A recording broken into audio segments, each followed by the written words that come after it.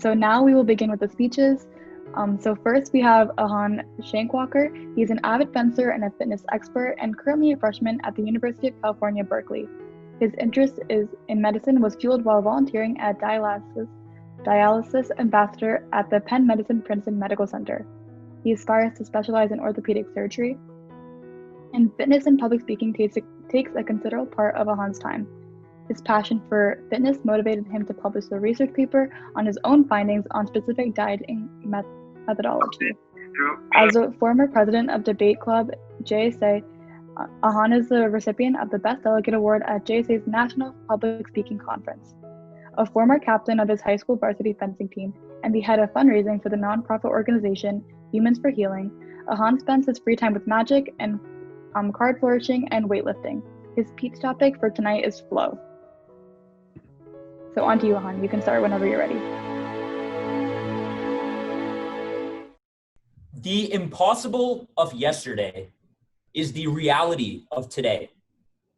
The science fiction of the past is simply the science of the now. Every single day, new things are being achieved. Records are being broken. People are accomplishing the unfathomable. You turn on the news and you see people like Elon Musk and Jeff Bezos creating world-changing businesses in record-breaking time. We have individuals and small groups tackling global issues like poverty and hunger. I have friends, high school athletes that are doing things in the past that would have been considered physically impossible. Our world is progressing at an alarming rate. People are being successful and achieving grand things. And me, being the curious person that I am, wanted to know how and why. So I did the research and I discovered that every single top performer in the world, regardless of the setting, whether it's in the office or a football field or a mountain in China, regardless of the field, every single top performer when performing at their peak had the same exact mental state. Now this mental state goes by many names. It's called the zone for athletes. It's called the pocket for jazz players. It's called the forever box for comedians. It's called active zen for Buddhists. But regardless of the name, it is the same exact mental state. It's a state of higher consciousness. It's a state in which you're so focused on the task at hand that everything else almost entirely disappears. It's a state of relaxed high performance in which everything connects. And that's why modern science calls it flow, or the flow state. So after delving into my research, I discovered that I, and likely many of you, have experienced flow at few instances in the past. You see, I love working out. It's a huge passion of mine, and I'm always going to the gym or doing the best I can at home right now with the whole situation. But regardless of the location, I recall that all of the best workouts of my life, during those workouts, I had the same exact mental characteristics that are associated with flow. My 2-hour workout felt like 30 minutes, and I got about 3 hours worth of work done. I no longer had that voice in the back of my head telling me not to do something, telling me not to keep pushing, telling me this is too difficult, too painful. I was truly able to perform at my peak. And this is because flow has many characteristics associated with it that really boost your performance. The first one being time dilation. You see, flow is often referred to as transient hypofrontality. Transient meaning temporary, hypo meaning slowing or shutting down, and frontality referring to the prefrontal cortex of the mind. Essentially, when you're in the flow state, your prefrontal cortex temporarily shuts down. And that's exactly what causes these effects. Your sense of time is something that is controlled in your cortex. And when it shuts down, you perceive time differently. This is why my 2-hour workout felt like 30 minutes. This is why the world's best fighters, when fighting someone, claim that everything moved in slow motion because they were in their flow state. They could see almost every single blow. This is why when people are in near-death situations like car accidents, they report time slowing down because they were forced to enter their flow state in order to perform at their peak. Every single time you enter flow, you perceive time differently, and therefore you're able to truly kick in to your peak performance. Now, I think we can all agree one of the biggest issues of society today is that there isn't enough time, supposedly. I don't have enough time to spend with my family. I don't have enough time to pursue my passions. I don't have enough time to hang out with my friends. If you're a student, I don't have enough time to study for 2 tests, so I'll study for 1 and tank the other. There isn't enough time. But flow completely eradicates this issue. You see, in the flow state, since you perceive time differently, everything you do feels shorter, and therefore you have the energy to do other things in the future. Not to mention, in flow, you're so much more efficient when doing work that you actually physically create more time for yourself to do whatever you want because everything you do takes less time. Now, another trait of flow is a loss of self. Your self is actually a network in your prefrontal cortex, and when that shuts down and you enter flow, you lose that sense of self. You no longer have that voice in the back of your head telling you not to take risks, telling you it's too dangerous, telling you it's too painful. This is why in the gym, if I'm in the flow state, I'm able to keep pushing past my limits and perform at my best because I no longer have a voice telling me it's too hard. This is essential if you want to pass your limits. It's a dangerous thing for a long period of time, but in the flow state, for that short period of time, you truly can perform at your peak. Lastly, in flow, your stress vanishes. In fact, the stress hormones in your mind actually cleanse when your prefrontal cortex shuts down. And stress being one of the main issues of people today, they're too stressed to do this, too stressed to do that. I'm so stressed with all this work. The fact that it vanishes in the flow state, I think we can all agree, is a fantastic thing. Now, another huge issue of society today is people hate what they're doing. People hate to do work. People hate their jobs. People hate school. People hate homework. People hate all these things that they're doing, even though they know they have to do it. But in flow, that isn't an issue because flow is actually the most addictive natural state of mind that you can be in. And there's a very scientific reason for this. In flow, the 5 most potent neurochemicals in your mind are all released at the same time. These being serotonin, dopamine, norepinephrine, and a few others that I can't pronounce. But regardless, these 5 neurochemicals are all pleasure drugs, meaning they're addictive. We know people go after drugs in unnatural ways. We know people look for dopamine highs, but you can get a natural high in the flow state. It's the most pleasurable natural state you can be in. And therefore, whatever you're doing in the flow state, you could be cleaning a wall. But regardless of what you're doing, if you're in flow, you're going to enjoy doing it because of these neurochemicals. Meaning you no longer have that issue of hating what you're doing, and you can do it better. Because we all know when you enjoy what you're doing, you do it better and you do it more, and therefore you get more done. Now, flow also has very direct connections with high performance. And that's because high performance is comprised of 3 key pillars: learning, creativity, and motivation. If I have a project due next week, these 3 things are a must. 1, I need the motivation to do the project. 2, I need to learn the information that I can use in the project to share with others. And 3, I need a creative outlet or medium for me to do the project on. We already know that flow directly impacts motivation. In flow, it's an addictive state of mind. And therefore, whatever you're doing in flow, you're motivated to do and you keep going. That's done. Creativity is simple. Creativity is essentially taking in external information, connecting it with information already in your head, and producing something new. In flow, you can make these connections from inputted information and existing information more quickly. And you can also make them more far-flung, allowing for better, newer, more out-of-the-box thinking. And lastly, learning. Simply put, learning is improved when there are more neurochemicals in your mind.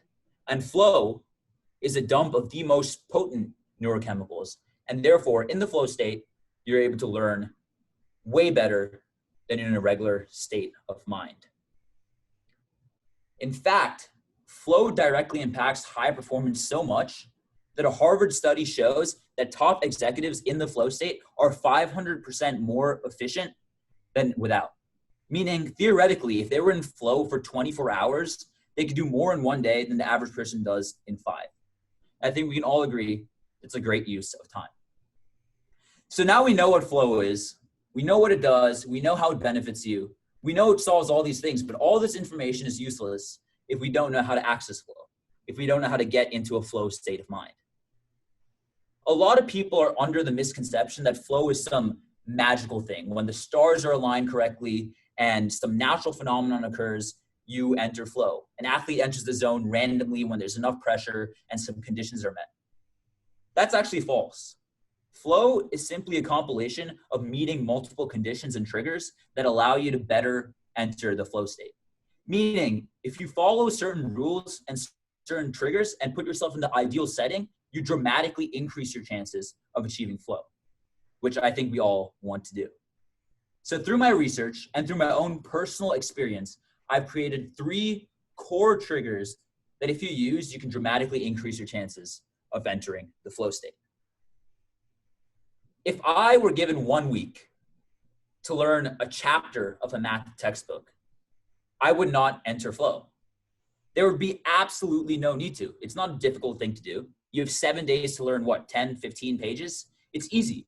There's no need for me to perform at my best. But if I were given an hour to learn that same chapter, then I would be forced to enter my peak performance, and I would be forced to enter flow. When athletes enter the flow state, it's not at the start of the game. It's near the end, when they're tied with the other team, when there's the risk of almost losing. When a runner sees someone catching up to them and the finish line right in front of them, that's when they enter flow. People enter flow in near death situations because they have to in order to survive. And that's the first trigger. You have to be uncomfortable to enter the flow state. Now, I'm not saying you have to go in some sort of life-threatening situation and put yourself at risk in a deadly environment. But if you take a sort of creative risk, if you take a mental risk, if you do something you're sort of uncomfortable with, if you give yourself just enough time to accomplish something, but not too much as to where you're comfortable, you will have a better chance at entering flow. Now, that same math chapter, if I were given 10 minutes to learn it, I would not enter the flow state either, because it's an impossible feat. In fact, I would just get stressed, I would get worried, and I'd get a bad grade on the test. And that's because I know myself that I can't learn a chapter in 20 minutes. So I'm not going to waste my time entering the flow state. And that's exactly what the next trigger is. You have to believe in yourself. Sure, you need to be at risk. There needs to be a challenging, uncomfortable feeling, but you also need to genuinely believe you can achieve what you're trying to do. If I go to the gym and I throw on 500 pounds to a barbell, I'm not entering flow. I'm just going to get injured. You have to do something you believe you can do. And there's a very famous example for this. Roger Bannister was the first person to run the 4-minute mile. And before that, no one came even close. But Roger Bannister did it, despite many doctors saying it was physically impossible. In fact, doctors were stationed at the finish line of that race because they thought Roger Bannister was gonna die. But he did the amazing, he did the impossible, and he completed the 4-minute mile. Today, we have high school athletes completing 4-minute miles. We have high school athletes doing something that in the past was considered physically impossible. Why? Because it had been done before, therefore they believed it was possible, therefore they were able to access their peak performance, and therefore they were able to do it. That's the second trigger. You have to believe in yourself in order to enter your peak performance, in order to enter flow. Now, the third trigger is to clear your mind in the flow state. If I'm trying to study and I'm trying to enter flow, and I'm in a super messy environment and my bedroom's a mess, I'm not going to enter flow because it's too distracting. Your bedroom is a reflection of your mind. And if you're in a dirty bedroom, you have an unclear mind. If I have my phone next to me and someone's spamming me with text while I'm trying to study, it's just going to be distracting. I'm not going to enter the flow state. I'm going to have a million thoughts going around in my mind. This is why meditation is so closely associated with flow. Because when you enter a meditative state, you're essentially doing an act that clears your mind. And therefore, when you're in that meditative state, you're close, if not at, a flow state. Clear your mind, set a routine in your day so you have less decisions to make and less things to think about. If you play sport, give yourself feedback after every match. That way, you know what you have to work on, and next time you have less things to think about because you already know what you need to focus on. And we all know that flow is essentially focusing on one thing extremely well. clear your mind. Now, on top of these three triggers, I have discovered a fourth sort of bonus trigger for the flow state, and that's caffeine or coffee. Statistically, just the right amount of coffee, not too much, not too little, right before you're doing whatever activity you want to excel in, does improve your chances of entering flow. Now, I discovered this from my own experience because every time I entered the flow state when in the gym, it's when I took some sort of pre-workout before I went to the gym that day. If you don't know what pre-workout is, it's a sort of powder with caffeine and a few other chemicals that you take before you work out. And what I noticed is the only times I entered flow, it's when I had caffeine in my system. So if you want to benefit your chances of entering flow, I highly recommend, if you're a kid, ask your parents, but I highly recommend having some caffeine, having some sort of coffee before you do whatever activity you're trying to excel at. So now we know what flow is. We know what it does. We know it changes your life. We know it does the impossible, et cetera, et cetera. And you guys know the triggers. All that's left is for you guys to apply it. I highly recommend experimenting with these triggers, trying to meet these conditions. Put yourself in the right setting and the right position to activate flow. Do your own research, find some new triggers. At the end of the day, if you want to change your life, if you want to be more effective, if you want to create more time for yourself, if you want to do things that you never thought in the past you could do, if you want to achieve the impossible, put in the effort, try to make everything connect, and hence try to flow. Thank you.